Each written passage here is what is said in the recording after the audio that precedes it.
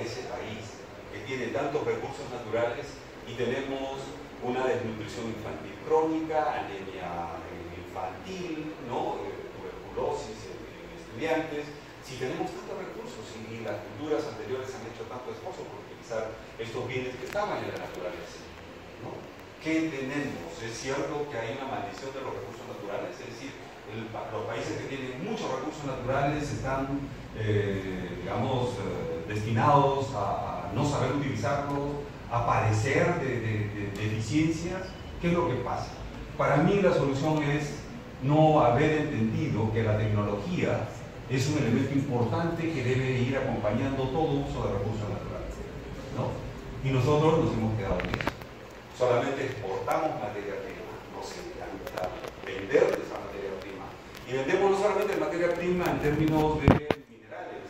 Sube el oro, todo el mundo va a la selva a sacar oro aluvial y estamos vendiendo oro. Sube el precio del cobre y las mineras están vendiendo cobre y nuestra economía como que va creciendo, pero no es nuestra tecnología, no es una tecnología asociada a estos recursos naturales, no nos hace, digamos, una economía potente, una economía sustentable, porque bajan los precios en el mercado internacional y nos tiran al suelo, ¿no? Entonces, saber que somos un país que tiene muchos recursos naturales no nos favorece mucho. Japón no tiene lo que nosotros tenemos y mire, después de la Segunda Guerra Mundial Japón se levanta. Alemania no tiene lo que nosotros tenemos y han tenido 2 guerras mundiales y hoy día es una de las economías más fuertes, ¿no?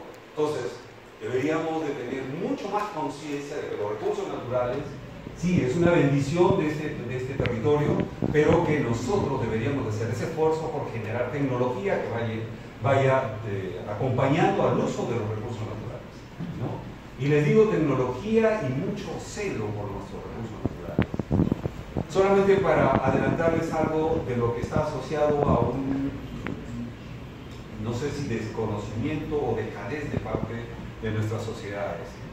Tenemos una gran cantidad de variedad de palmeras y muchas de estas palmeras que ni las utilizamos en el mercado nacional, solamente está restringido al mercado local, como el caso del pijuayo, ¿no? Y se utiliza mucho en la selva, ¿no? Y un buen día Brasil comenzó a comprarle pijuayo a las Iquitos, no fue Ucayali, ¿sí? Porque la noticia me vino de Ucayali, y las poblaciones dijeron, nos están comprando pijuayo bien y nuestra economía se va a levantar. Sí, pues se levantó temporalmente. Una vez que Brasil terminó de tener todo el banco de germoplasma del pijuayo, no compraron más pijuayo y ellos tienen todo nuestro germoplasma. Es decir, nunca tuvimos la precaución de no vender semilla, hubiéramos vendido solamente pasta, ¿no? Pero no, vendíamos todo el fruto con la semilla incluida y evidentemente nos quedamos sin digamos, ese germoplasma, porque ni siquiera tenemos un centro donde se almacenen estos germoplasmas. Pero bueno, ese es uno de los problemas asociados a nuestros recursos naturales, ¿no? Entonces vamos a comenzar con este tema de los recursos naturales, ¿no? Y miren, ¿qué vemos ahí? Un paisaje de un bosque tropical húmedo seguramente. Y si les pregunto qué ven ustedes, plantas, ¿sí? Y si les digo, describan las plantas, bueno, hay árboles y hay arbustos, ¿sí? Y si les digo que vayan un poco más, ustedes comenzarán a decir, sí, pues hay plantas que son, digamos que les gusta la sombra, que son ombrófitas, otras que buscan el sol, que son heliófitas, ¿no?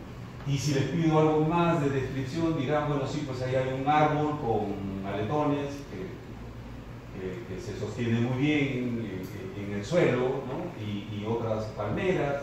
Y si les digo para qué los vemos ahí, qué utilidad puede tener, y ustedes comenzarán a decir, bueno, sí, pues hay madera, ¿no? Y si traemos a un poblador local, me dirá, sí, pues ahí tengo la chapaja que sirve para hacer los techos de mis casas, ¿no? Y etcétera, etcétera, podemos seguir describiendo este paisaje, ¿no?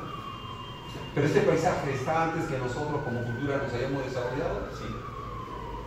¿No? ¿Sabemos y conocemos en realidad todo este paisaje? Yo diría que no. Porque no es una simple fotografía. Esto es un ecosistema y un ecosistema muy complejo. Y en este sistema, digamos, complejo, dinámico, que está todavía evolucionando, se ha instalado el hombre y su cultura, y él ha comenzado a utilizar los recursos. ¿Por qué? Porque tuvo una necesidad de alimento, tuvo una necesidad de agua, tuvo una necesidad de fauna, tuvo una necesidad de medicina, tuvo una necesidad de hacerse sus casas, ¿no? Y comenzó a utilizar. Entonces, como que el recurso natural es, o los recursos fueron, digamos, el descubrimiento de qué es lo que le puede brindar este ecosistema a esta sociedad humana, ¿no? Pero este ecosistema está viviendo, está evolucionando, está ahí antes que nosotros estuviéramos como sociedad, ¿no? Sí.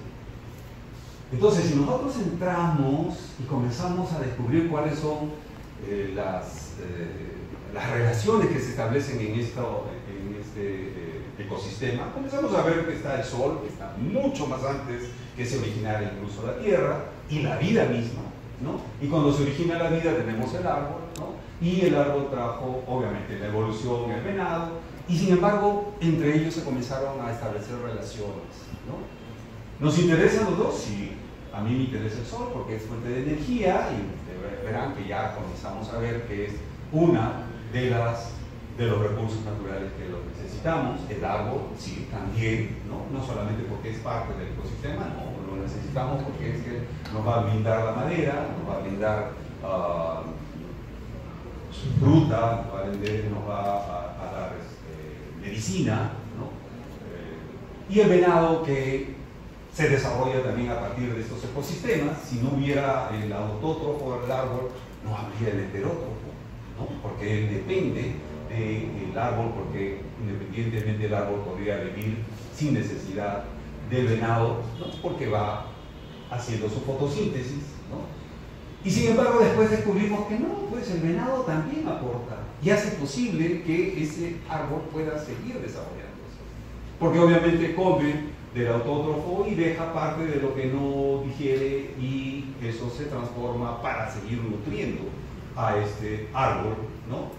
De tal manera que ya hay una relación muy simple, pero una relación importante, ¿no? Y una relación incluso estratégica para el árbol, porque muchas de las especies del árbol van a ser distribuidas por los animales. Comieron de este árbol y se fueron al otro lado, dejaron su tortita al otro lado y parte la semilla y creció el árbol, ¿no? Y comenzamos a hacer, ¿no?, que el bosque vaya creciendo, haya más madera, más nutrientes, más recursos medicinales, etc.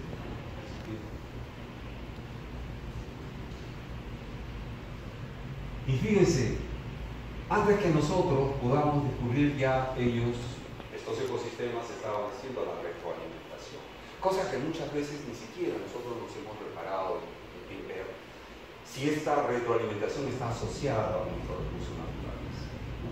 Sin embargo, los ecosistemas nos dicen, sí, mire, cuidado, hay una necesidad de tener en cuenta la retroalimentación, sobre todo en ciertos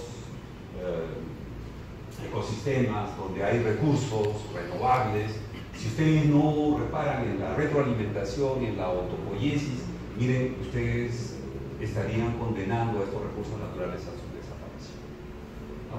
Entonces, nosotros recién cuando comenzamos a partir de la biología, de la ecología, ¿no?, a profundizar el conocimiento, comenzamos a ver mecanismos que simplemente como, digamos, aprovechador del bosque o de los recursos naturales en general, no nos percatábamos de eso, ¿no? Entonces, el hecho de retirar un recurso porque nos interesa, porque lo necesitamos, de un ecosistema, podríamos estar generando cambios, ¿no?, en ese ecosistema.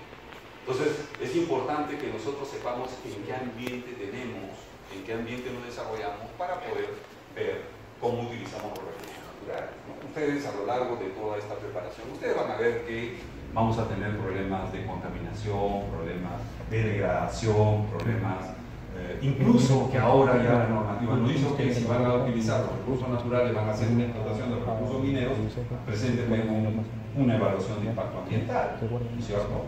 ¿Por qué? Porque sí, necesitamos prever que hayan cambios drásticos en el ambiente donde nosotros nos desarrollamos, ¿no? Y miren, seguimos profundizando y encontramos que cada vez es más complejo, ¿no? Estos ambientes donde nosotros nos desarrollamos. Tenemos el sol, el viento, la lluvia, las rocas están mucho más antes que los ecosistemas. Sin embargo, los ecosistemas se van haciendo cada vez más complejos. Ahí tenemos las plantas, los consumidores, se va formando la materia orgánica, se forman los suelos que no estaban cuando se formaron la roca, ¿no? Y los suelos son importantísimos para la especie humana, para las sociedades humanas. Sin los suelos y las tierras agrícolas no hubiéramos podido desarrollarnos, ¿no? Y ahora vemos que hay un problema, siempre hablamos de alimentos, pero no hablamos de las tierras, ¿no? Y las tierras se están erosionando, y si se erosionan, no hay posibilidad de seguir generando más alimentos para la población, ¿no? Y ustedes recordarán a Malthus que los alimentos crecen en una velocidad diferente al crecimiento de la producción, ¿no? Pero eso está asociado a un recurso, al recurso suelo, ¿es cierto? Pero no reparamos muchas veces eso. Bueno, dejemos a los que planifican, hacen planificación rural, la planificación del territorio, ¿no? El ordenamiento territorial, etcétera, etcétera. Pero es recurso humano. Y se parte de eso para ver la potencialidad de un espacio geográfico, de un territorio, ¿no? De un gobierno regional, etc. Y miren, todavía es más complejo. Si nosotros representáramos no solamente un bosque, representáramos una sociedad, representáramos un espacio geográfico, miren, estaríamos llenando todo ese espacio de líneas, de elementos, ¿no? Constitutivos, elementos estructurales, elementos funcionales, ¿no? que hacen complejo el desarrollarse en ese ambiente, ¿no? Y nosotros, en Perú, debemos de tener mucho cuidado, porque hay muchas zonas en el Perú que son bastante frágiles, y la fragilidad se debe a cómo se han establecido esas relaciones entre los componentes estructurales y funcionales en un ecosistema. Entonces, nuestra mirada, cuando decidamos utilizar un recurso natural, debemos de mirar primero el territorio, cómo está, cómo se relaciona, y después veamos cómo podemos retirar. Por eso nos dicen, tengan en cuenta la resiliencia de ese espacio, ¿no? Porque si no, podemos sacar, retirar todo eso y bueno, pues se acabó todo, el guano de islas, ¿no? ¿Ustedes se acuerdan del guano de islas? Está escrito, es parte de nuestra historia. Vamos a tener 200 años, ¿no? Como república. El guano de isla cumplió un papel muy importante en esa nueva república, ¿no? Y sin embargo, vayan a buscar ahora guano de isla, como la tuvimos en su momento, en que exportábamos y teníamos una riqueza y se pudo construir el ferrocarril, se pudo poner alumbrado con gas en la ciudad de Lima, una de las primeras ciudades que tuvo ese alumbrado público, ¿no? Y uno de los primeros países con trenes, ¿no? Gracias a guano de islas, que son las tortas de todas las aves guaneras, ¿no? Pero bueno, el asunto es eso, ¿no? Una llamada de atención para que los recursos naturales los localicemos en ese espacio y veamos ese espacio, ¿no? Cómo está organizado, de tal manera que no cometamos los errores que ya nos han caracterizado a lo largo de toda esta historia, en estos 200 años de vida republicana. Entonces vean, atrás está el bosque, y sin embargo ya vemos que el hombre intervino y comenzó a utilizarlo. Entonces hay una mano de obra, incluso va tecnificando, hay una maquinaria, ¿no? Y vean ustedes, abajo ya tenemos una industria de muebles, ya tenemos la silla, que es un ejemplo, ¿no? De lo que sale de la madera, del bosque, y que ya nosotros podemos utilizarla, porque bueno, yo necesito una silla, pero también puedo venderla, ¿no? Y por lo tanto ya hay una mercancía, ya hay un producto que sale de ese ecosistema y que tiene un valor económico en el mercado. Y sí, es cierto, cuando nosotros vemos la explotación de un recurso natural, siempre tenemos que ver el mercado local y el mercado internacional. Porque de lo contrario, podemos invertir en un recurso natural y nos estrellamos en el mercado internacional porque nadie lo quiere o no lo sabemos presentar, ¿no? De acuerdo a las exigencias del mercado internacional, y bueno, pues todo nuestro esfuerzo se vino abajo. Ejemplo, la quinoa, ¿no? En el gobierno de Humala se vendió la quinoa internacionalmente, todo el mundo comenzó a sembrar quinoa, se sembró quinoa en la costa, ¿no? Y se le puso bombazos de pesticidas, en los mercados internacionales analizaron trazas de pesticidas y dijeron que esto no entra al mercado internacional y devolvieron los containers con toda la quinoa, ¿no? Es decir, es que somos tan irresponsables de no saber cómo es el mercado internacional, es decir, no estamos mirando, ¿no?, con nuestras antenas qué es lo que pasa, qué es lo que quiere el mundo, el mercado internacional, el mundo entero, y a partir de eso organizar con nuestra tecnología y la tecnología que ellos tienen y las exigencias que tiene el mercado internacional y poder presentarnos como país, ¿no?, de manera sostenible, con una actividad sostenible a partir de nuestros recursos naturales. Okay. La misma historia del caucho, ¿no? Caucho, se descubrió el caucho. Ustedes saben la historia de Fiscarral, esclavizaron a todos los aborígenes, a todos los peruanos que viven en la zona de la selva, ¿no? Los hicieron trabajar, no les pagaban, ¿no? Trato, lean por favor la historia, cómo se ha construido la riqueza en este país, ¿no? Y sin embargo, nunca nos preocupamos de hacer la tecnología y de echar candado también a esa riqueza. Y les digo echar candado, ¿por qué? Porque los ingleses sacaron el germoplasma del caucho, tanto de Perú, Bolivia y Brasil, que nos enfrentamos a una guerra por el acre, etc. Y después lo sembraron el caucho en Indonesia y comenzaron ellos a tener su propio caucho, ¿no? Es decir, nos dejaron a nosotros con nuestro caucho bien separado, esperando que nos puedan aplicar. O sea, nuevamente, una mala mirada sobre nuestros recursos naturales y cómo, ¿no?, salir a ofrecer nuestros recursos naturales en el mercado internacional. Sí. Ahora, pero fíjense, tenemos la ley 26821, ley orgánica para el aprovechamiento sostenible de los recursos naturales. Esta ley nos define qué es recurso natural y nos dice, sí, pues los recursos naturales son todos los componentes de la naturaleza susceptibles de ser aprovechados por el ser humano para la satisfacción de sus necesidades y que tengan un valor actual o potencial en el mercado. Fíjense, estamos hablando de, ¿no? Claro, es cierto, para la satisfacción de sus necesidades, yo tengo hambre, voy, tomo una fruta del ambiente, jugo, por ejemplo, estuve en la selva metido un mes hacia el hito 80 con la frontera con Brasil, y bueno, descubrimos ahí una serie de frutas que no se conocen, ¿verdad? Lo conoce solamente la gente local, ¿no? Incluso alguno de los señores nos decía, pruebe esta corteza, ¿no? Y ya, bueno, yo todo curioso, tomo la corteza y me la pongo en la boca, y al rato estaba totalmente adormecida, no sentía los dientes, no sentía nada. Yo digo, pero estos son anestésicos, los utilizamos. Ahí está, en medio del bosque. ¿Se han hecho los estudios? Seguramente que no. El estudio botánico, ¿no? Y eso deberíamos de hacerlo. Ahí tenemos recursos importantes y que podrían incluso trabajarse después en farmacopea, ¿no? Sin embargo, lo tenemos ahí.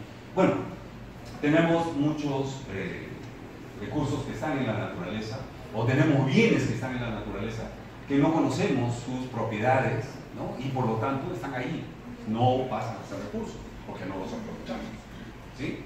O sea, solamente cuando logra satisfacer nuestras necesidades es que pasan a ser considerados como recursos. Si no tienen ningún valor, si no conocemos las propiedades de estos bienes que están en la naturaleza, simplemente no son recursos, están ahí, se desarrollan, ¿no? cumplen su ciclo, desaparecen y ya está, ¿no? ¿Por qué? Porque son parte del ecosistema. O sea, somos nosotros los que vamos a decidir si es un recurso o no es un recurso. Y la ley nos dice, bueno, ¿cuáles son los recursos? Las aguas superficiales y subterráneas, ¿no? Y vamos a entender que las aguas superficiales sería también esta agua atmosférica. Ustedes van a Canadá, por ejemplo, en Canadá, en la oficina de cooperación de Canadá con países extranjeros, y ustedes tenían a los chilenos con una serie de proyectos para las camanchazas. Cómo utilizar el agua atmosférica, ¿no? Para, con atrapanieblas, las atrapanieblas, y utilizar el agua, ¿no? En toda la zona de neblina que tienen ellos. Una serie de proyectos. ¿Cuántos proyectos tiene Perú? Y lo primero que dije, ¿y cuánto tiene la lista de proyectos peruanos? 4 proyectos y no tiene nada que ver con Camanchaca, ¿no? Y sin embargo, ustedes ven en los periódicos que tenemos Ticlio Chico, ¿sí? ¿Alguien sabe? En Villa, María, Socongo, José Galvez, por ahí, ¿no? Que no se puede ver y la gente sufre de problemas. Mire, pongamos Camanchacas ahí y reducimos esa cantidad de agua atmosférica, ¿no? Bueno, nos dirán que también es un recurso natural y una vez que tengamos esos recursos va a venir Serapán y nos va a decir, oye, paguen ahí porque ustedes están utilizando el agua y es un recurso y como el Estado es el recurso nos va a poner impuestos. O sea, porque no lo hace Serapán, que es, o la ANA, que es la Autoridad Nacional del Agua, ¿no? Bueno, si no quieren hacerlo ellos, podríamos hacerlo nosotros y utilizarlo y disminuir la cantidad de humedad en ese ambiente que hace que no sea un ambiente habitable, porque estamos condenando a toda esa población a que estén respirando agua, ¿no? Pero bueno, aguas superficiales, aguas subterráneas. Sobre aguas subterráneas también debemos de hablar que hay problemas muy graves, ¿no?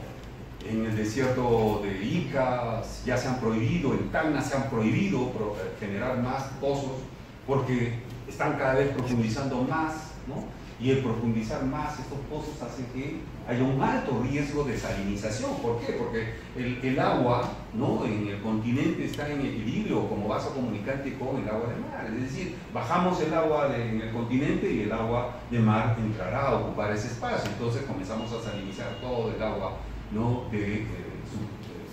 Subterránea, ¿no? Entonces tendríamos un problema. Ok.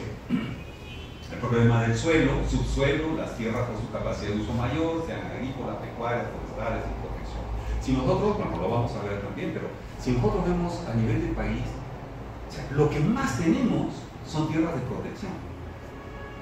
Y son tierras de protección que no nos sirven para ninguna actividad productiva, forestal, ni de pastos, ni menos agrícola, ni menos de rural.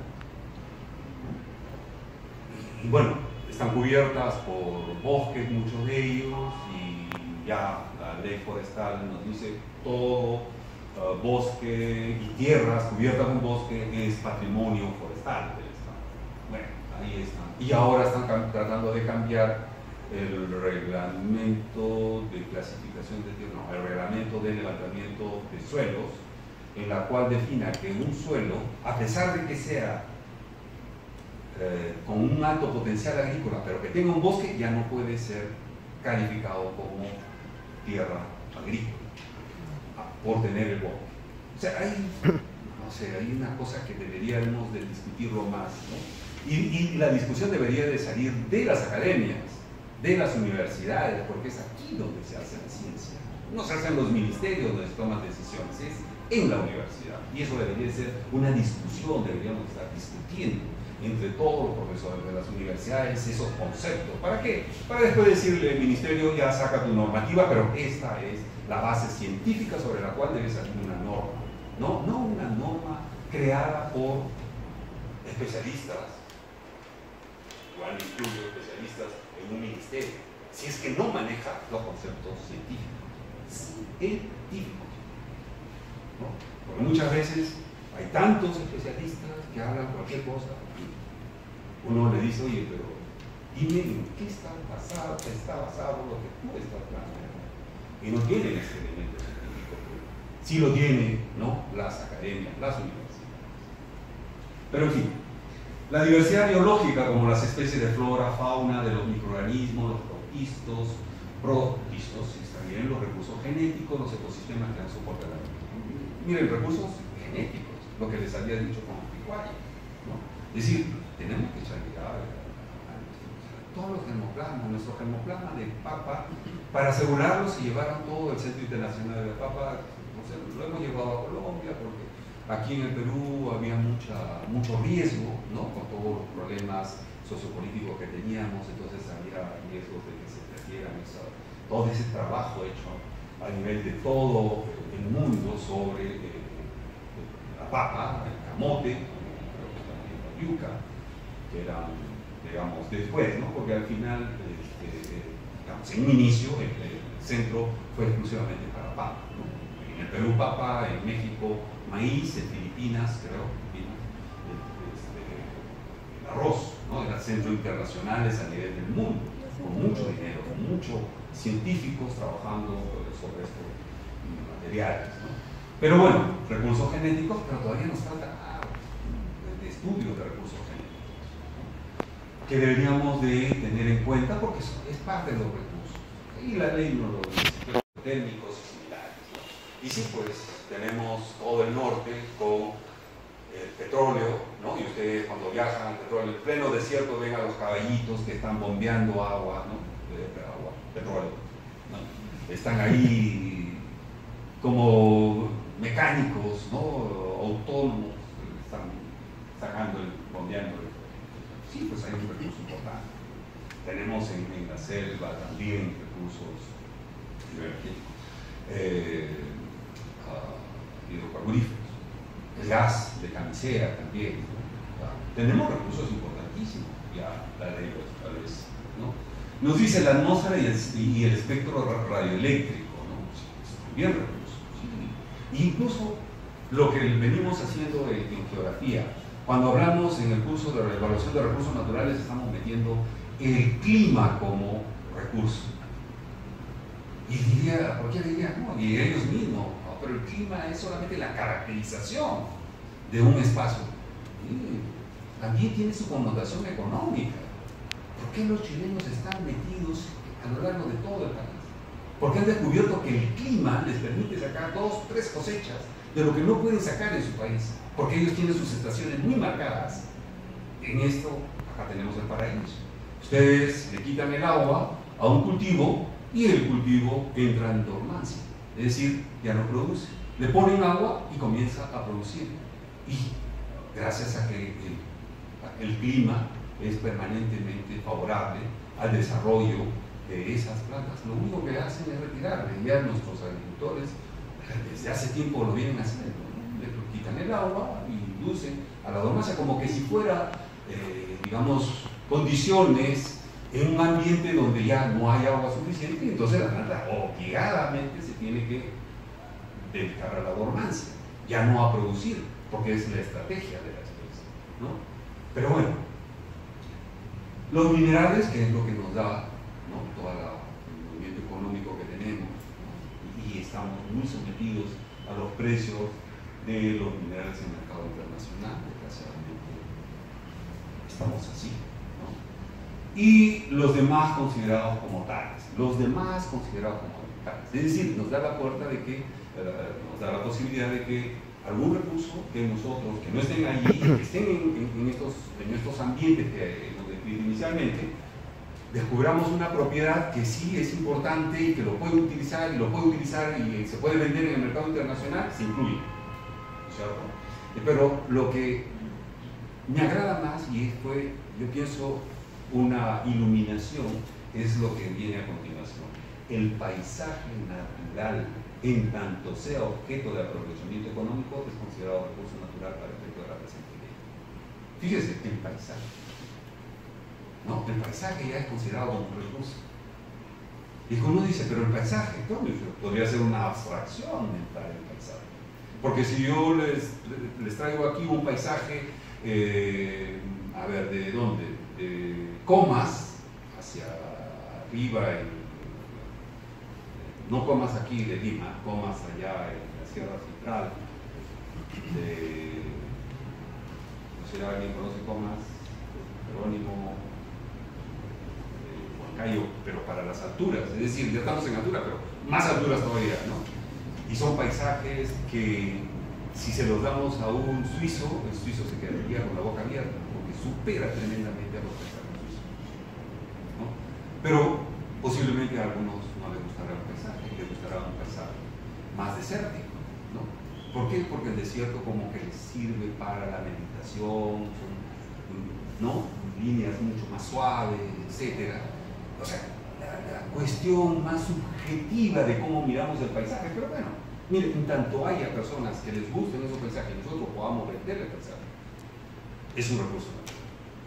Entonces, dediquémonos a ver cuántos paisajes el país tiene. Yo les digo, recorran este país y ustedes se van a quedar maravillados. Y luego de recorrer este país, hagan al extranjero, vayan al extranjero. Y ustedes van a tener la percepción de que este país fue una inspiración de Dios por sus paisajes. Tiene de todo, desde el norte hasta el sur, desde la costa hasta la selva, y cada una de ellas tiene un paisaje para todo el mundo. Entonces tendríamos allí un recurso muy importante que no lo estamos utilizando. ¿Alguno de ustedes ha ido a Los Llanos? ¿No? Los Llanos, la reserva paisajística de Los Llanos. Paisajística, de paisaje. No, es un recurso importante, hay mucha gente, muchos turistas van y se quedan ahí a contemplar ese paisaje. Cierto que es un paisaje natural y antrópico, pero las poblaciones no han destruido ese paisaje, no lo han artificializado, han hecho su trabajo, su impronta en armonía con ese paisaje, ¿no? Entonces, resulta interesante, ¿no? Resulta un espacio muy bueno. Deberíamos de llenar eso de bungalows, bueno, no llenar para cuestionarlo, pero viendo la capacidad de carga de ese espacio, poner bungalows, invitar a la gente que vaya y visite. Esa es una de las maravillas que tenemos en el país cerca, estar aquí en Cañete.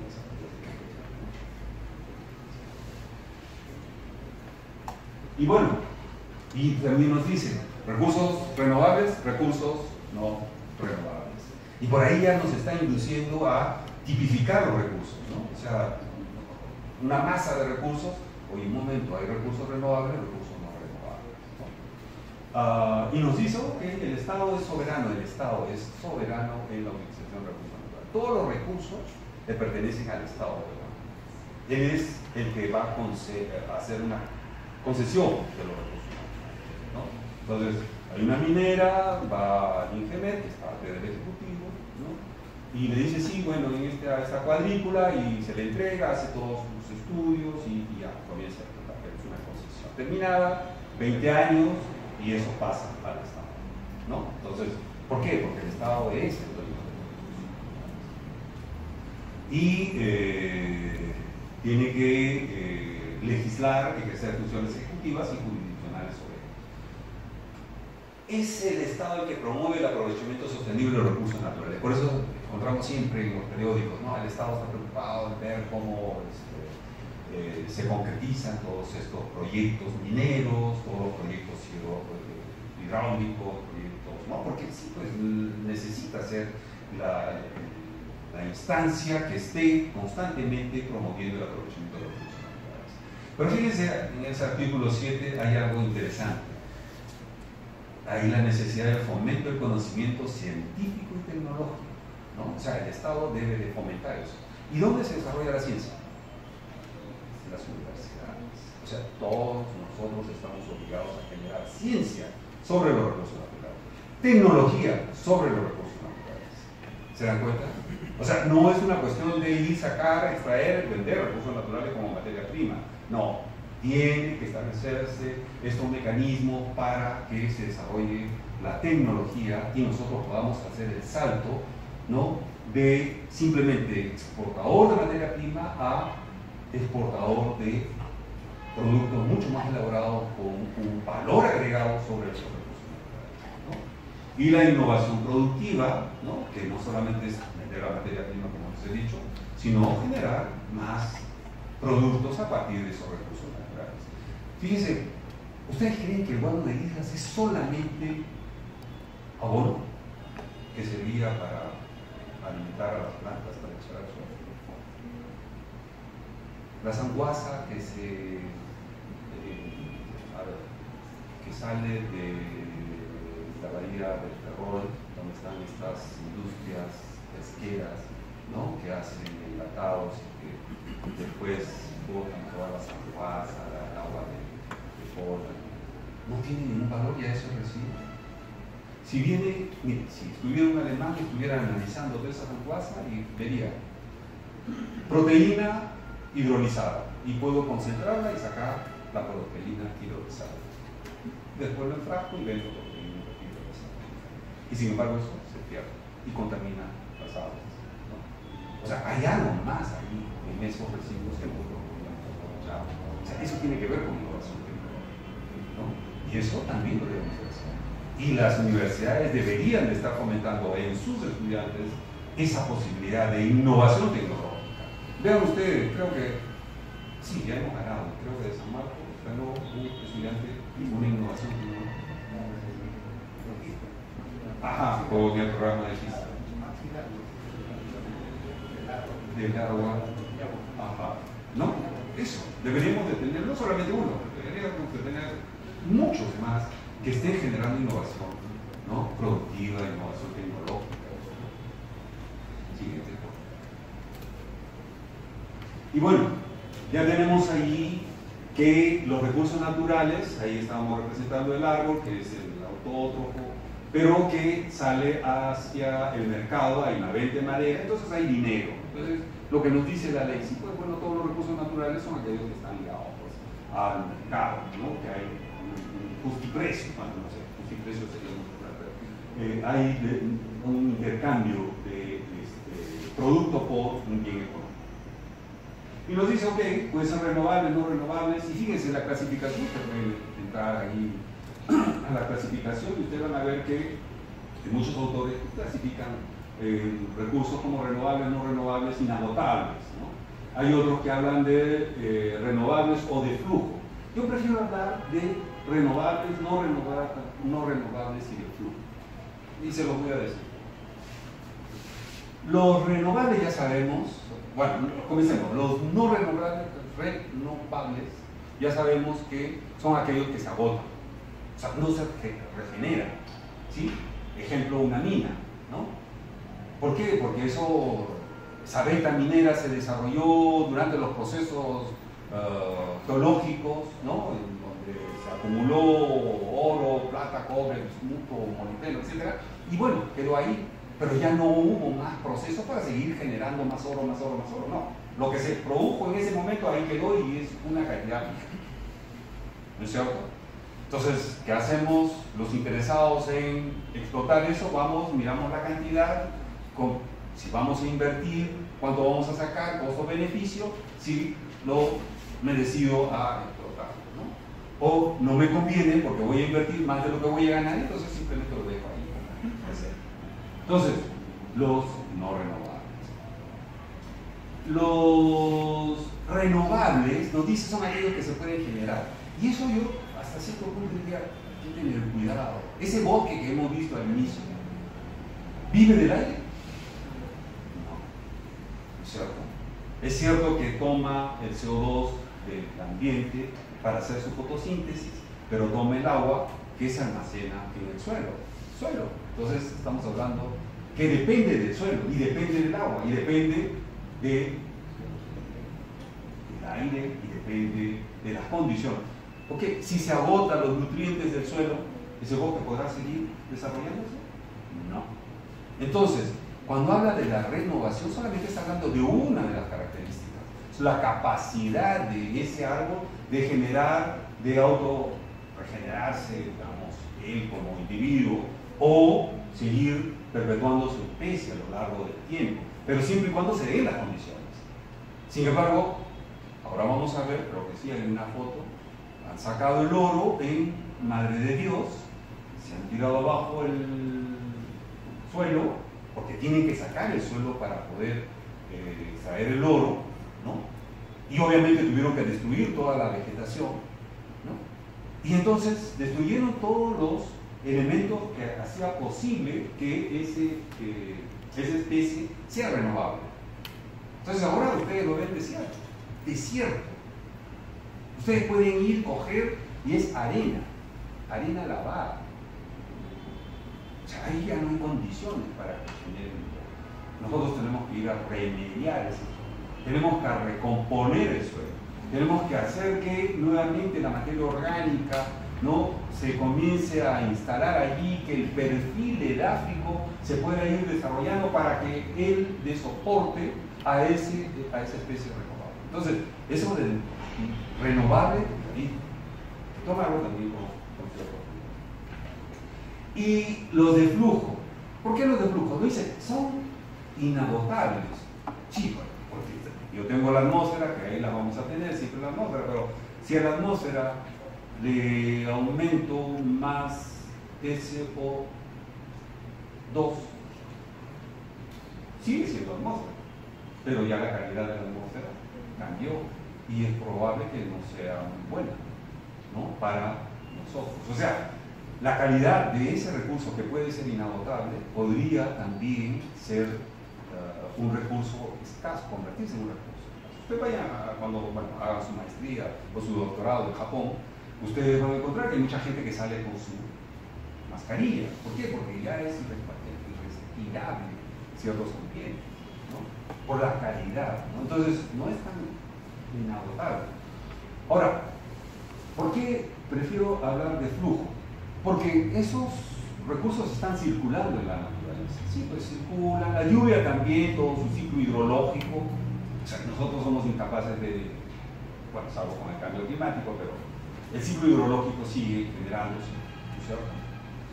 El ciclo hidrológico corto, podríamos nosotros intervenir. El ciclo hidrológico largo es un mecanismo mucho más grande, ¿no?, pero está circulando. Es decir, ahora nos paramos en el puente Balta, ¿no?, el puente Piedra, y vemos cómo el agua del río Lima está pasando en cantidades enormes, está yendo todos los sólidos en suspensión, que son los suelos, que está erosionando en la parte alta, y los está trayendo y se está llevando hacia el mar. Pero esa agua se está perdiendo, o sea, está circulando en la naturaleza. ¿Nosotros la aprovechamos? No, la vemos como pasa, ¿no? Para que nosotros la aprovechemos, ¿qué necesitamos? Cogerlo. Tenemos que hacer una represa y almacenar el agua. Recién ahí se convierte en un recurso. Si nosotros vemos está circulando el viento, ya pues está, pero no ¿lo aprovechamos? No. Pero si yo pongo una antena, ¿no?, eólica, ahí ya comienzo a aprovechar, porque la convierte en eléctrica, ¿no? Yo tengo todos los días sale el sol y todos los días está irradiando. Ya está bien, pues onda corta, onda larga, llega a la Tierra, se disipa, ¿no? ¿Lo aprovecho? De repente sí, de repente no, la plantas tal vez, si es que hay plantaciones y todo lo demás, pero igual el sol está manando todo eso. Pero si yo pongo un panel solar, pues estoy aprovechando. Es decir, todos los recursos de flujo implican que nosotros tenemos que almacenarlos, estoquearlos para después utilizarlos. ¿Estamos? Y por eso me parece importante. ¿Por qué? Porque me dice, oye, desarrolla tecnología para que puedas aprovechar este recurso. De lo contrario, mira, lo vas a ver pasar. Como vemos pasar todos los ríos llevando agua en la época de lluvia en la ciudad. Vemos cómo pasa, inundan nuestras tierras agrícolas, inundan las ciudades, nos producen huaicos y todo lo demás. ¿Por qué? Porque nunca supimos el proceso de estos recursos, ¿no? Claro, de estos recursos. Sí. No creo que estoy renegando, ¿eh? Soy así me gusta darle. Bueno, ahí tienen ustedes los recursos renovables, ¿no?, los recursos inagotables, es lo que les decía, las antenas eólicas, ¿no?, las geotérmicas también, ¿no?, los geysers, tienen los paneles solares, ¿no? O sea, sí, pues todo aquello que si nosotros no los aprovechamos, si no los estoqueamos, no los estoqueamos, simplemente pasan, están circulando en la naturaleza. Por eso para nosotros podría ser muy olvida decir que son inagotables. Sí, pues, son parte del ecosistema. Para que sean recursos, pues, desarrolla, ¿no? Muchos de ellos están ligados a tecnología, ¿no? O sea, esas antenas eólicas, parte de la tecnología desarrollada, que van a Europa y que van a tener en Alemania grandes cantidades utilizando este recurso, los paneles solares, ¿no? Industrias que están utilizando este recurso, ¿no? A través de los paneles solares. Nosotros tenemos paneles solares, sí, pero no está tan difundido y eso lo tenemos en una gran cantidad en la sierra, ¿no? Para gran cantidad de energía solar que no lo aprovechamos, ¿no? Y está asociado con calidad de vida, porque allá esa población en el invierno sufre muchísimo, se lo digo. Yo voy a Cojata para ver sitios contaminados, para ver remediación de suelo, y ustedes saben el frío que existe en Cojata, ¿no? Yo creo que de ahí ya hasta el cielo, está 5.000 metros sobre el mar. ¿Por qué no desarrollamos tecnología para que esa población pueda vivir mejor, tenga una mejor calidad? Los recursos no renovables, ya sabemos, ahí podríamos hablar de los metálicos, no metálicos, ¿no? Incluso aquellos que están ligados a cuestiones suntuarias, ¿no? Porque sobre todo las chicas que han desarrollado estos, ¿no? Las gemas, las esmeraldas, el ojo de tigre, ahora está de moda, ¿qué? El ojo de gato.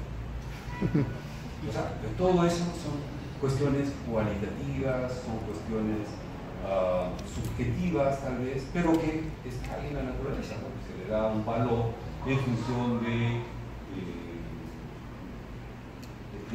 usuario, el que quiere, ¿no? Cuando ustedes vayan a Pisa, por ejemplo, hay muchos artesanos que les van a vender alhajas con piedras semipreciosas, ¿no? Que las extraen de la calidad y las venden allí, ¿no? Encastadas, en sortijas, aretes, etc. Pero eso es parte de los recursos no renovables, ¿no? Entonces, estos recursos, sean renovables, renovables de flujos o no renovables, en realidad pasan por 4 características importantes, ¿no? Cantidad, porque eso hace posible que le demos sostenibilidad, como dice Linda Nash, que es una filósofa de recursos naturales y de la calidad ambiental. Nos dice, ok, yo tengo 2 tipos de sostenibilidad: la sostenibilidad ambiental, que es el todo, ¿no? Es decir, saca un producto, utilízalo todo, pero cuidado, tienes que dar sostenibilidad, el ambiente tiene que ser sostenible. Y el otro es la sostenibilidad del recurso en el mercado internacional. Porque imagínense, yo tengo carmín, ¿conocen el carmín? Este insecto que ataca la tuna, ¿no? Y que después sacamos un colorante orgánico, la cochinilla, ¿no? Entonces, yo saco este producto, ¿no? Lo saco al mercado internacional, sin embargo, no tengo la cantidad suficiente como para seguir sosteniendo este producto en el mercado internacional. No, porque cuando saco y ven que es de buena calidad, el mercado me va a decir, bueno, ¿sabes qué? Yo quiero mensualmente darme 5 toneladas. Uy, ¿y ahora de dónde saco tanto insecto para sacar este alimento? Entonces hay una sostenibilidad de ese recurso frente al mercado internacional, ¿no? Entonces debemos de tener cuidado también con eso. Y acá los cubanos, no sé, a veces sacamos un buen producto, pero después en la segunda ya decimos, ¿no? Hacerlo medio falluco y perdemos el mercado, ¿no? ¿Por qué? Porque la calidad la comenzamos, pero a veces no es porque él quiera ser malo, sino porque no se abastece, ¿no? Entonces, cantidad. Calidad, ya vemos, ok, si yo tengo oro, por ejemplo, mezclado con cobre o con otro mineral, mi proceso tecnológico para extraer el oro y tener el oro puro va a ser mucho más largo, más complicado, necesito más químicas, ¿no? Más elementos para poder obtenerlo. A diferencia del oro, el oro aluvial, que lo tenemos allá en Puno, Madre de Dios, ¿no? Que simplemente agarro, hago mi tolva, con, ellos le llaman los chutes, ¿no? Una especie de montaña, pongo mi zaranda, ¿no? Y jalo agua con una bomba, vienen los volquetes y comienzan a tirar todo el suelo que han sacado de la zona donde tienen la concesión o donde ellos se han metido, se han instalado, invadido, y comienzan a pasar todo eso, ¿no? Y ustedes lo ven con la manguera ahí lavando, entonces va saliendo todo y van concentrando y al final tienen la chapa, o sea, sin utilizar químicos, sin utilizar nada. Bueno, utilizan químico, el mercurio, ya recién para aglutinarlo, para hacer la amalgama, ¿no? Y justamente la tecnología que le estábamos diciendo, oye, no utilices eso, pues ya no utilices mercurio, porque el mercurio, mira, nos está desgraciando todo. Las poblaciones río abajo, en Madre de Dios, están contaminados, el cabello, ¿no? El análisis que se le ha hecho en el cabello, ¿no? Con mercurio. Y ellos no están metidos en la actividad minera. Pero desgraciadamente ellos comen los peces, ¿no? Y es parte de su dieta, y los peces están contaminados por el metilmercurio que se forma, ¿no? Allí en los sedimentos. Entonces, mejor reemplaza esta tecnología por una tecnología que sea más amigable con el ambiente, ¿no? Y no tener estas consecuencias de esta tecnología. Vean ustedes, entonces tenemos los recursos, ¿no? Tenemos el rendimiento, que es lo que más nos preocupa, ¿no? Hacer, digamos, tener mayor cantidad para darle sostenibilidad, ¿no? Entonces, decíamos cantidad, calidad, ¿no? Tiempo, que es cuánto nos va a durar el recurso natural, y espacio, dónde está localizado. Entonces, son características que siempre van a estar ligados a la explotación de los recursos naturales, ¿no? Queremos saber cómo, dónde, cuánto, ¿no? Y cómo voy a explotar esos recursos y cuánto me va a durar esos recursos.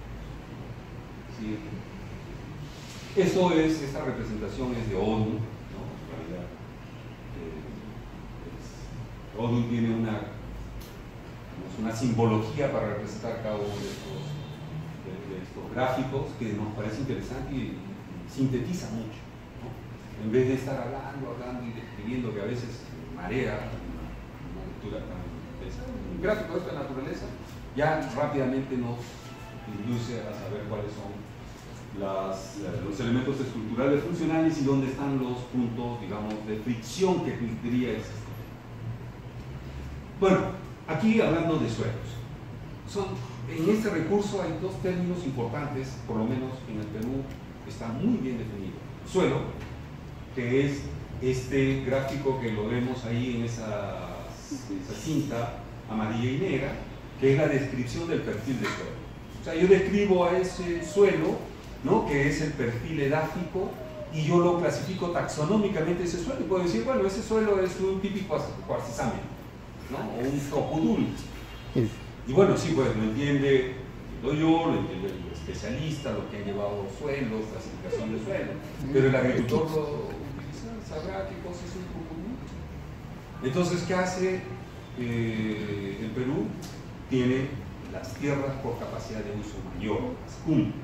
Entonces dice, ok, ese es un típico arcisamen. Ya es una tierra que sirve para frutales, ¿no? Entonces, hay dos miradas, suelo y tierra. Suelo, una calidad científica, una consideración científica, y las tierras es cómo nosotros utilizamos a ese recurso, ¿no? Entonces, lo mejor es que hablemos tierras para cultivos en limpio, que vendría a ser esta, la primera, ustedes lo ven toda rayada, miren, es hermoso el paisaje, ¿no? Arable, nosotros podemos estar cosechando tomate, volvemos a, bueno, sembramos tomate, cosechamos tomate, volvemos a sembrar, y el para cultivos en limpio. Para cultivos permanentes ya tienen algunas dificultades, ¿no? Entonces lo dedicamos para frutales, ¿no? Cultivos que no vamos a estar cambiando todos los años, pueden estar ahí 10 años, después de 10 años entonces saco todo el cultivo, toda la planta y la reemplazo por nuevas plantas, ¿no? Porque si yo estoy todos los años moviendo ese suelo, puedo producir daño a ese suelo, ¿no? Le estoy exigiendo más allá de lo que su capacidad natural le ha dado, ¿no? Tierras para pasto, vean ustedes, allá donde están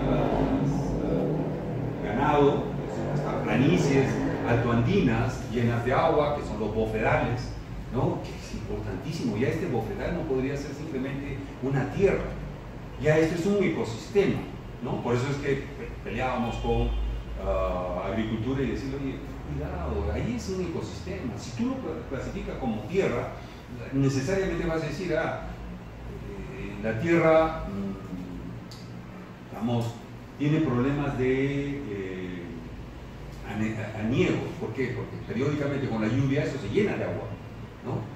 Pero no es un pantano, es tierra firme. Por eso es que el ganado, los pastores pueden andar encima de ellos, pero usted ve el agua corriendo y la planta está creciendo. Y las alpacas se están comiendo porque les encanta el pasto que crece en estos bofedales, ¿no? Pero es un ecosistema y económico porque tienen las alpacas. Las alpacas apenas las sueltan van corriendo y se meten ahí porque ahí está el pasto que más le gusta a su manjar, ¿no? Y están ahí todo el día rapando ese pasto. Entonces es un ecosistema. Si yo digo es una tierra que tiene limitaciones por drenaje, lo primero que va a hacer es drenar ese bofedal y simplemente destruyeron un ecosistema, ¿no? Entonces le decimos, no, bueno, ya, ok, vamos a ponerle el reglamento que un asterisco ahí que hay que tener cuidado. Le digo, es que no podemos sacar una norma, un reglamento a rajatabla que induzca a un usuario a hacer cosas que destruyan, ¿no? Algo que la naturaleza ya nos ha regalado, porque nosotros no lo hemos hecho. Bueno, en Puno sí, los puneños están haciendo bofedales, ¿no? Porque ya han aprendido la naturaleza y saben que eso es económico y entonces comienzan a hacer bofedales. Y las pasturas acá, las tierras de pasturas, donde crece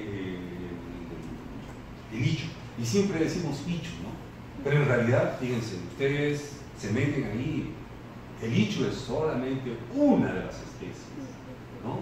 Pero hay altísimas especies, calamagros, las estipas, la mulenbergia, ¿qué más? La lúzula, ¿no? Las especies que son compuestas, ¿no? Especies invasoras, después especies palatables, es decir, es un mundo estos pastos que nosotros tenemos en las zonas altoandinas. ¿Pero qué estamos haciendo para el mejoramiento de esos pastos? ¿Hacemos mejoramiento genético de esos pastos? ¿No? Y eso está asociado a la fibra de alpaca, ¿no? Y queremos ser productores de fibra de alpaca, pero sí está bien, hagamos. Pero primero mejora el alimento para que esas alpacas puedan tener mayor producción, ¿no? Es decir, no es la alpaca, no es la fibra, es todo, desde el alimento hasta el animal, ¿no? Y ahí comenzamos a hacer el PID, la selección, ¿no? Ver cuántos micrones tiene la fibra, es decir, ya no vendamos 20 micrones. Australia, Nueva Zelanda están vendiendo 12 micrones, o sea, una fibra más fina. Desde nosotros, que somos los dueños de las alpacas, porque bueno, aquí en esta parte del mundo se domesticaron estas especies, ahora vemos que otros le están sacando provecho. Pero bien, tienen ustedes las tierras de pastos, las tierras para producción forestal, ¿no? Entonces la de abajo donde está el bosque, pero obviamente ahí hay ya limitaciones, el suelo no es muy profundo, el suelo tiene ciertas características que no me permiten hacer un uso anual continuo, ¿no? Más bien yo debo de estar sembrando árboles y cada cierto tiempo cosecho árboles y vuelvo a sembrar árboles y cada cierto tiempo cosecho árboles. No puedo dedicarlo a otras acciones porque eso implicaría destruir esas tierras, ¿no? Y miren, el paisaje allá es tan colinoso, tan parado, tan, ¿no? riesgoso, que si yo intervengo en esos lugares yo podría desencadenar un problema muy serio. Ya no solamente en la destrucción del suelo, sino en la destrucción del paisaje, de la geomorfología, la condición hídrica, porque eso es parte, digamos, de las zonas donde se captura agua. O sea, yo pongo en riesgo las cuencas hidrográficas. Entonces, ojo, si ya nosotros hemos avanzado sobre eso, deberíamos de tener mucho cuidado. Una de las cosas que estamos observando es que el Perú sigue utilizando las mismas informaciones de las tierras que fueron alguna vez evaluadas por la Oficina Nacional de Evaluación de Recursos Naturales, la ONER, ¿se acuerdan? Bueno, ustedes ni siquiera lo ¿no? La ONER, yo era estudiante cuando visitaba la ONER y trabajábamos con ellos, se sacaban las normas, después pasó a ser INRENA y después vino un iluminado y destruyó eso. Mire, la mejor época donde se evaluaron los recursos naturales fue durante la época de la Oficina Nacional de Evaluación de Recursos Naturales. Y bueno, después con INRENA, aunque ya nosotros ya no teníamos mucha confianza, pero todavía se hacía. Ahora, ¿quién hace esto? Ahora se los hemos transferido a los gobiernos regionales para que ellos hagan la zonificación ecológica económica, ¿no? Que es en sí una evaluación de los recursos naturales. Pero es un montón de plata, es un montón de esfuerzo, de tiempo, de inversión, de todos los departamentos. ¿Cuántos departamentos han hecho en la CKE? 11. ¿Y somos 20? 4, 3, 4 departamentos. 4 con allá. Y entonces estamos a la mitad, o sea, no conocemos, la mitad la tenemos evaluada, la otra mitad, Dios sabrá, ¿no? O sea, los recursos naturales es parte de la estrategia de una nación. Si no conocemos los recursos naturales, ¿cuál es la estrategia que vamos a realizar? ¿Sobre qué elaboramos nuestras políticas de desarrollo? Miren la importancia de los recursos naturales, ¿no? Pero bueno, solamente las tierras. Sigamos. Vayamos a la parte minera. En la parte minera, vean ustedes dónde está el Perú. Si ponemos a Rusia como el estándar, miren, Perú y Chile estamos compitiendo en el tercer lugar después de Australia. O sea, tenemos es cierto, nuestra cordillera de los Andes es, si bien es una barrera geográfica entre la costa y la selva, pero ahí, ustedes donde pongan el dedo salen minerales. Y sin embargo, la evaluación nos dice que solamente estamos trabajando sobre el 16% de este potencial, o sea, tenemos para rato, ¿no?, en la explotación minera. Pero, ¿qué está asociado a la explotación minera? La contaminación.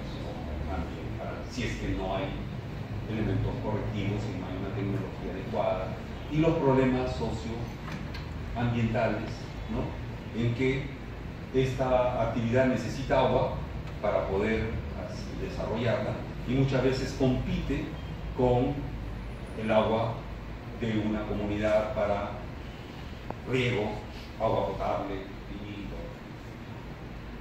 Ahora, lo que sí, y bueno, los mineros siempre dicen, pero nosotros utilizamos una cantidad de agua mucho menor que la base de agricultura, sin embargo aportamos más para el PBI, y eso es cierto, no podemos negarlo, tenemos que ser imparciales. Es cierto, el PBI es más alto en la minería que en la agricultura. Por eso yo le digo al Ministerio de Agricultura, porque son ustedes los que están obligando a que muchos agricultores estén saliendo, dejando la agricultura, abandonando esas tierras para irse a hacer minería ilegal, informal, en donde no hay Estado. Si ustedes van a Yapata, en Puno, va a haber otra Nanea, va a haber otra Rinconada. La cantidad de gente que se ha metido a esos bosques, se están destruyendo los bosques, están sacando el oro, ¿no? Y desgraciadamente no hay presencia del Estado y por lo tanto la delincuencia, la drogadicción, la prostitución, todo, la anarquía comienza a suceder en esos espacios donde no hay presencia del Estado. Sí.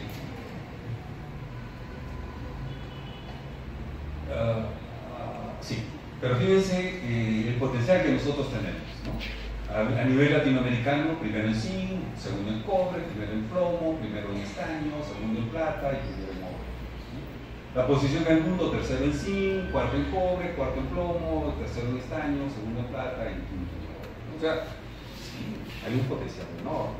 Entonces, está bien, pero cuidemos a la gallina de los huevos de oro, pero veamos que las condiciones sobre las cuales hay que seguir creciendo sean los más adecuados, ¿no? O sea, que uno acompañe al otro, que aquí nos da dinero, desarrollemos las otras actividades, apoyemos a la agricultura, apoyemos a los forestales, hagamos una actividad forestal sostenida, ¿no? Donde no hay minería, ¿no? O sea, derivemos el dinero para otros proyectos, no para el bolsillo de los gobernantes, ¿no? Sigamos.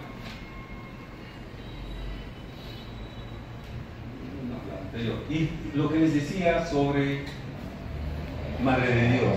Vean ustedes el paisaje de Madre de Dios. Todo eso es, alguna vez fue bosque, y bosque primario. Y miren, esas son pozas de agua donde ya no hay suelo, no hay tierra, no hay bosque, evidentemente, no hay fauna, porque la primera que salió por la fauna, miren esas condiciones. Y esa es la herida que tenemos abierta en pleno bosque. Entonces, cierto es, hay mucha gente que ha sacado dinero, se ha lucrado muy bien, ha sacado oros. Vamos, Puerto Maldonado se mueve con mucho. Muchos de ellos son ilegales, muchos de ellos son gente que ha invadido concesiones forestales, concesiones ecoturísticas, concesiones castañeras, ¿no? Que son recursos. Pero sin embargo, ese recurso está imperando sobre los oro. Bueno, pero es el oro aluvial, ¿no? Hay otra actividad ya más legal, ¿no? Que tienen las grandes empresas, ¿no? Pero esas grandes empresas tienen a veces conflictos también, ¿no? Cerro Pasco, ustedes han visto el forado que se está haciendo, y ahí el pueblo de Cerro Pasco que se resiste, no vamos a salir, pero tiene que salir, no vamos a salir, pero todo debajo de Cerro Pasco está por mineral, alguna vez está pensando. Y hasta ahora no se ponen de acuerdo dónde va a ser reubicada la población, que sí, que no, que esto, que el otro, que la reunión, bueno. Y la tecnología que necesitamos desarrollar, vuelvo a lo mismo, señores. Si no desarrollamos tecnología, nos la vamos a pasar generando este problema, ¿no? Madre de Dios, o ¿no? Siendo simplemente abriendo hoyos, sacando el mineral y después sin tener mayor posibilidades de sacarle mejor provecho a este gasto. ¿Sí? Bueno, y ahí tienen ustedes, fíjense, cada una de las actividades, el rubro, por ejemplo, plan de beneficio, infraestructura, desarrollo, reparación y equipamiento minero, explotación, cada una de estas son actividades que les da recursos al Estado. Son actividades que necesitan ser invertidas para la explotación, y eso es lo que genera pues los grandes ingresos que tiene el país, ¿no? Por eso es que están preocupados los gobernantes siempre por sacar adelante estos proyectos mineros, ¿no? Las bambas, muchas veces en coalición con la población, ¿no? El premier ha ido a ponerse de acuerdo con qué comunidad, ¿se acuerdan? ¿Se lleva? ¿Ayacucho? ¿Con qué? Pero hay una población, hay mineras que están detenidas porque la población todavía tiene resistencia a que ingresen a la explotación. Claro, si realmente nosotros somos agentes de la empresa y no más bien conciliadores, obviamente nos van a ver parcializados. Lo mejor es que, digamos, empresa, ¿cuánto vas a tener? ¿Cuántos recursos? Y ustedes denme sus planes de desarrollo, que vamos a comenzar a aplicarlos, ¿no? Y que se vea, o sea, que la gente no sienta que vienen, sacan los recursos y le dejan un pasivo ambiental, como Hualgayoc, ¿no? Ustedes han escuchado Hualgayoc, que secuestraron a una especialista del Ministerio de Ambiente, porque dice que hace 4 años le venía y le ponía las mismas diapositivas, y ellos ya estaban cansados. Ellos lo que quieren es que les remedien eso, ¿no? Esos pasivos ambientales desaparezcan, porque eso está contaminando a sus chacras, sus aguas, sus animales. Bueno, es el estado de mucho más. Y bueno, tienen Toromocho, cobre molibdeno, Cerro Verde, cobre molibdeno plata, La Bamba, cobre zinc, Cerro Corona, cobre oro, Bayóvar, no es metálica, ¿no? Roca fosfórica, y petróleo en la costa y en la selva, ¿no? O sea, recursos naturales que tenemos en la abundancia. Y eso solamente algunos. Sí. una pregunta. Cuando usted hizo mención en una diapositiva que el Estado es el que dispone de los recursos naturales, ¿no? ¿En qué momento el Estado deja de ser, ¿no?, el poseedor del recurso natural? ¿En qué momento, ¿no?, pasa a ser de la propiedad privada? Cuando sale del subsuelo, cuando llega al suelo, cuando ya entra al sistema cerrado de la empresa. Eso por un lado. Y por otro lado, el problema medioambiental también pasa por una cuestión de sistema de gobierno, porque si vamos a tener empresas mineras que generan un alto PBI, el problema está en que el sistema o el mecanismo con el cual nos gobiernan hace de que el mismo Estado les devuelva, les retorne parte de lo que el Estado no pudo recaudar, ¿no?, de lo poco que puede recaudar de estas empresas mineras, se los devuelve en una cantidad incluso mayor de lo que recauda. Es una cosa increíble, porque la situación no tiene sentido. Pero si miramos sistemas de gobierno como el de Bolivia, por ejemplo, ¿no?, donde se hace mención que más del 80% se queda para el Estado y un porcentaje mucho menor queda para la empresa, donde cubre sus costos y tiene sus beneficios y sus utilidades.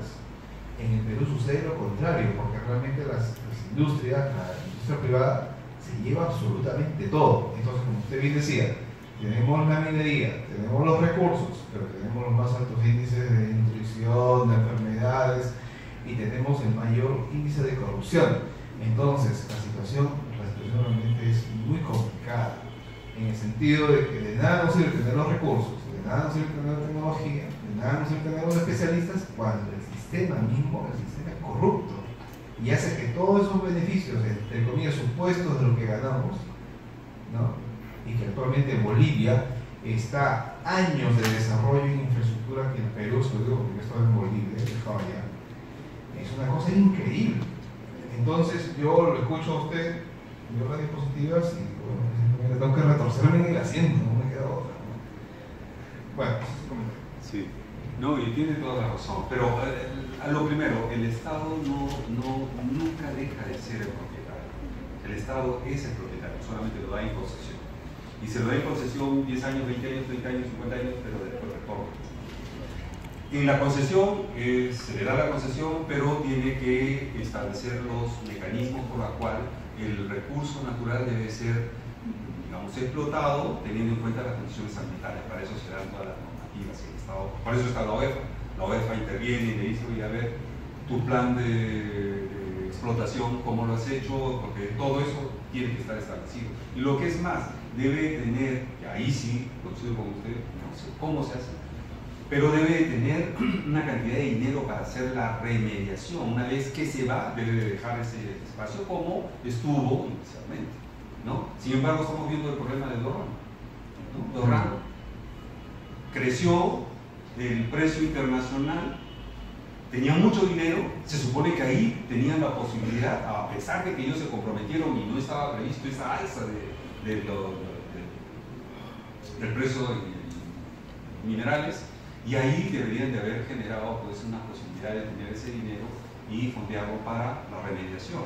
Se declararon en quiebra.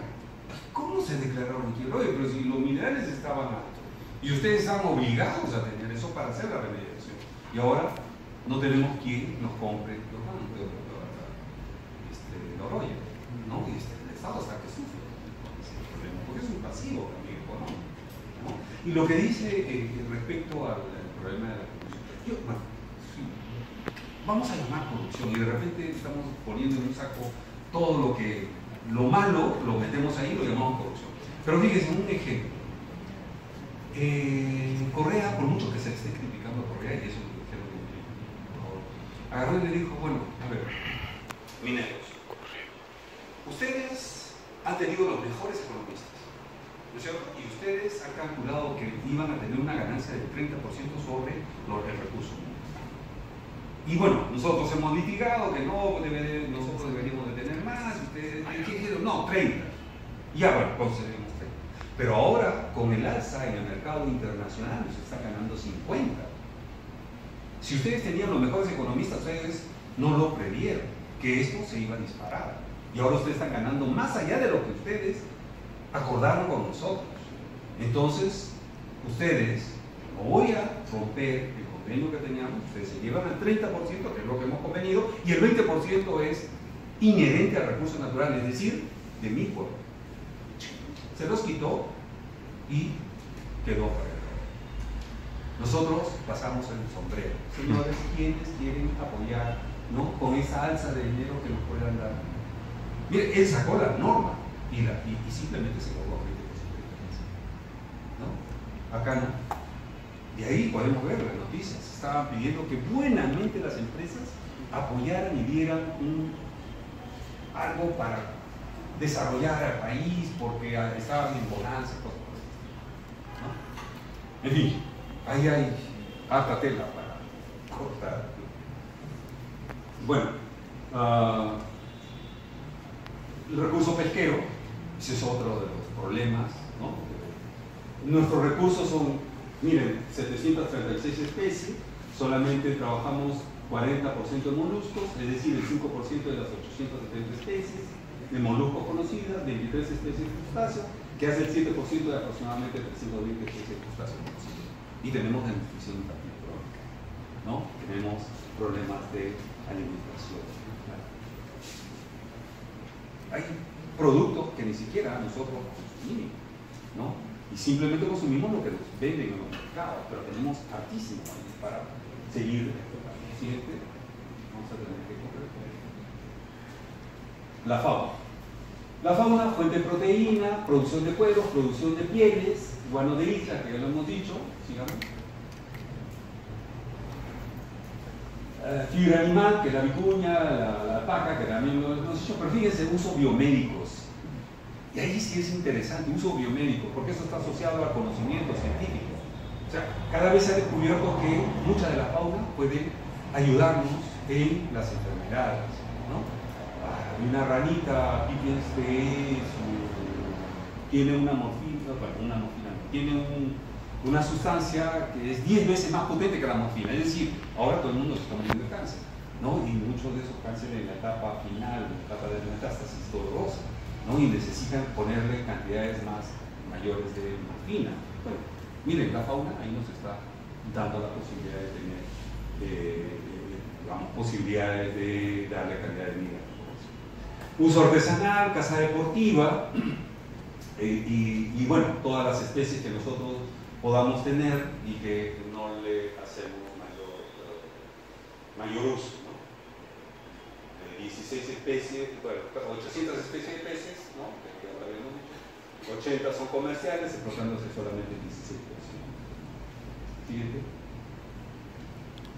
El Perú, país megadiverso. ¿Por qué? Tiene el 5% de volúmenes de aguas superficiales, que no, que le da posibilidades de seguir sosteniendo ecosistemas, 5% de todas las variedades de reptiles, 10% de todas las variedades de anfibios, 10% de todas las variedades de mamíferos, 10% de todas las variedades de plantas, 13% de las variedades de peces continentales, 20% de variedades de algas.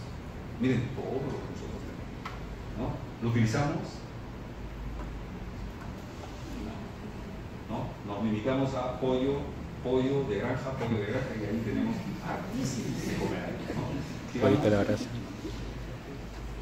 Bueno, ¿cuáles son los países que comparten con nosotros esta alta diversidad? Estados Unidos, México, Colombia, Ecuador, República Democrática del Congo, Brasil, Madagascar es una isla que se separó cuando se estaba separando la India, ¿no? Y se quedó a medio camino, pero fíjense, es enorme la biodiversidad que tiene Madagascar, la India, China, Indonesia, Australia, ¿no?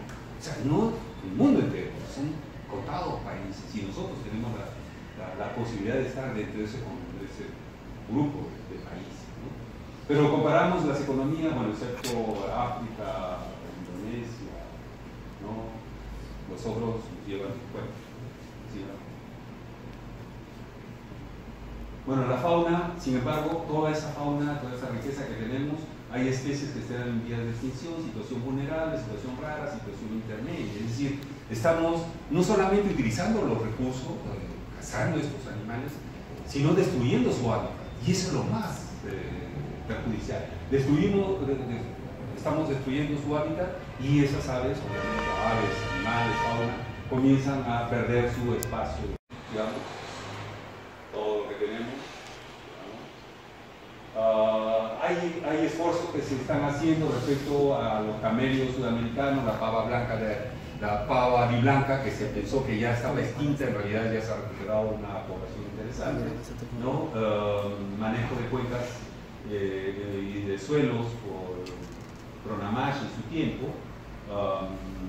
Hay mejores programas ambientales, ¿no? El país está, digamos, suscribiendo convenios internacionales para tratado de manejo de los recursos, la conservación de los recursos, ¿no?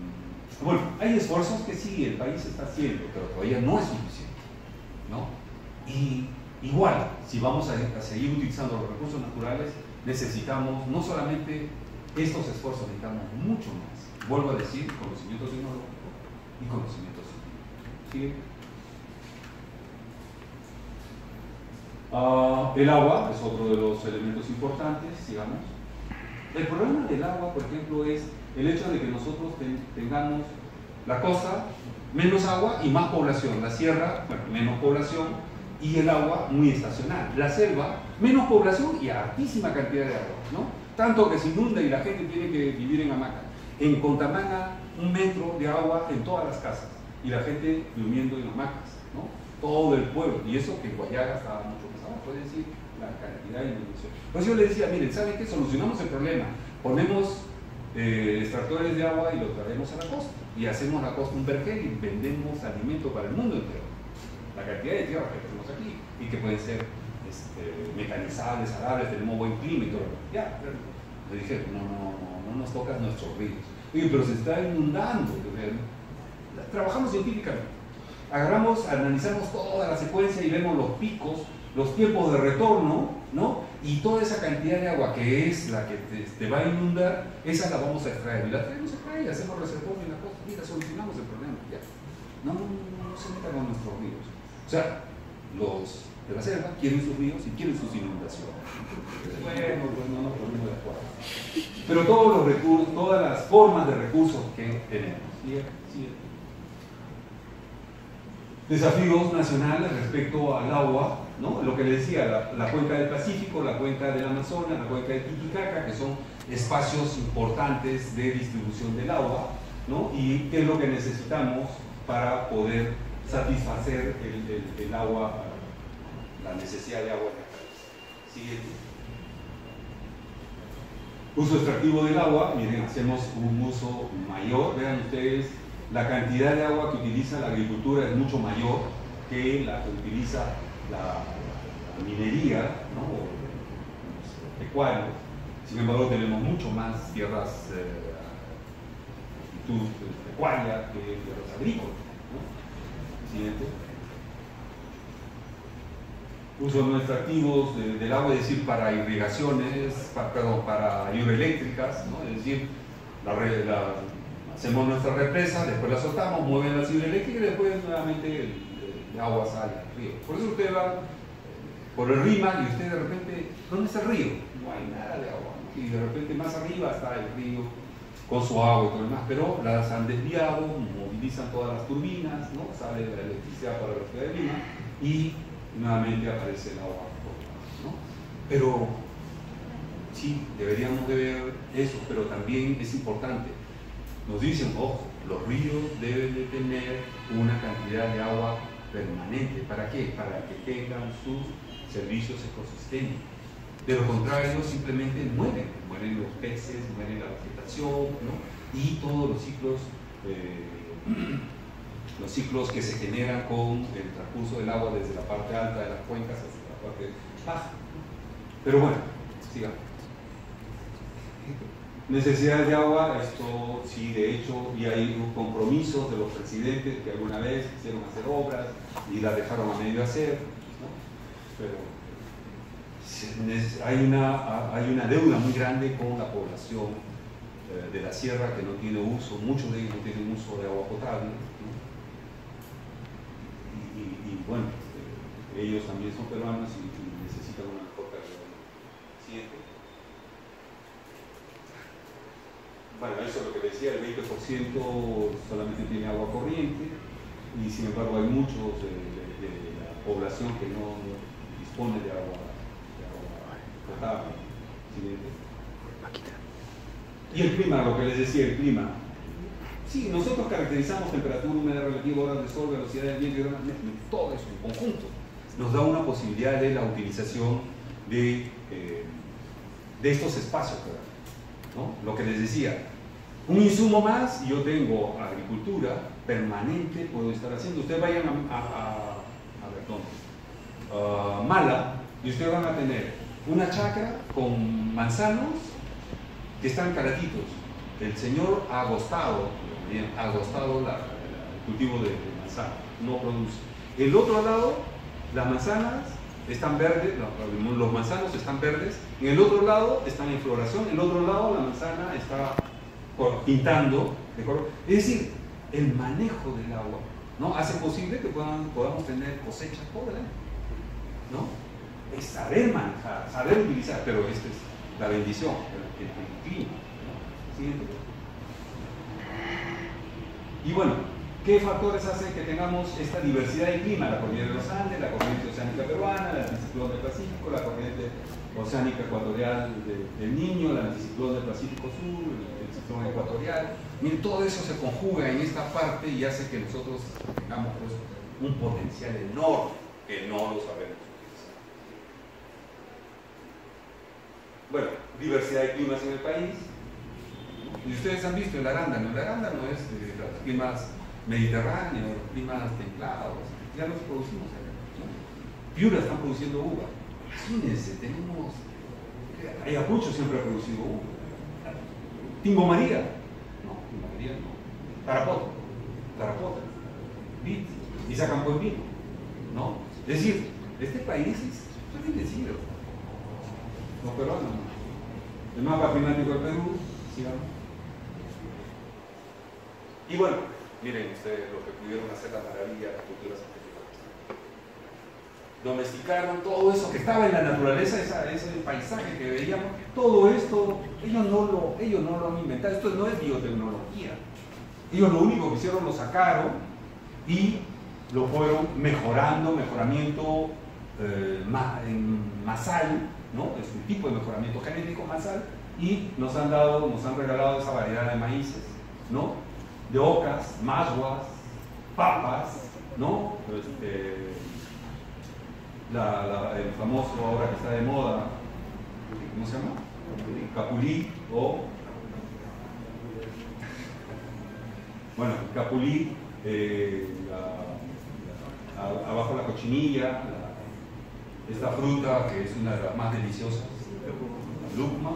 En realidad Ayacucho tiene un clima ideal para tener las mejores lucmas del país, ¿no? Y poder, miren, que le vendan a Florencia pasta de lucma, que eso me encantan los helados, y ellos van a pedirle toneladas de pasta de lucma. Kiwicha, ¿no? Tienen ustedes a nuestros cuis, ¿no? Bajo colesterol, carne de bajo colesterol, las alpacas. También pueden ir ustedes a la sierra y comerse un bife de alpaca bajo colesterol, ¿no? ¿Sí? El pato. Muchos deciden, sí, los franceses hablan del pato al vino, ¿no? Y todo el más. Oye, cuidado, eso es parte de nuestra herencia, ¿no?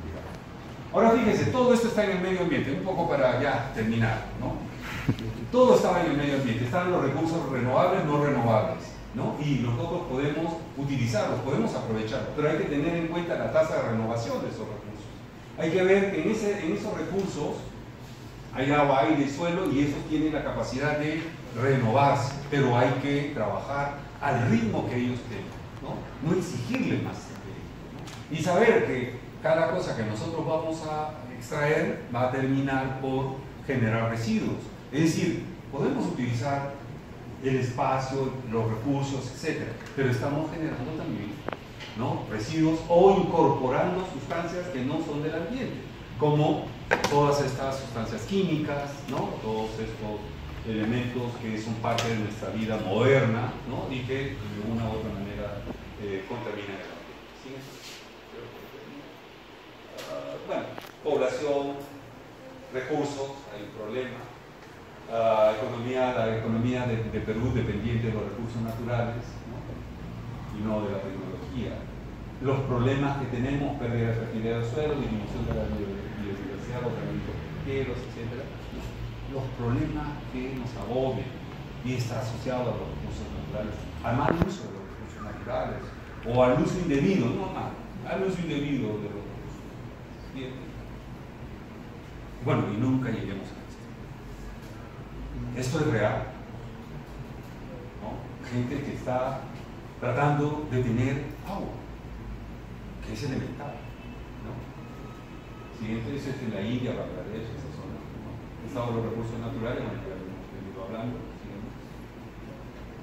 Y bueno, Perú sentado en un banco de oro, ¿no? ¿Sí? Nuestros recursos naturales nos dicen, ese banco de oro. No es solamente el oro que nosotros tenemos en todo eso. Toda esta riqueza, todo esto es el banco de oro, ¿no? Y dice, para comenzar, para conservar esa riqueza debemos planificar el uso y la ocupación del oro, ¿no? Pero qué hora, pues, a ver si nos dan la mano. Y los ambientalistas a ver si nos dicen, pues oye, la cosa va por este lado, ¿no? Tienen que ir marcando la ruta, ¿no?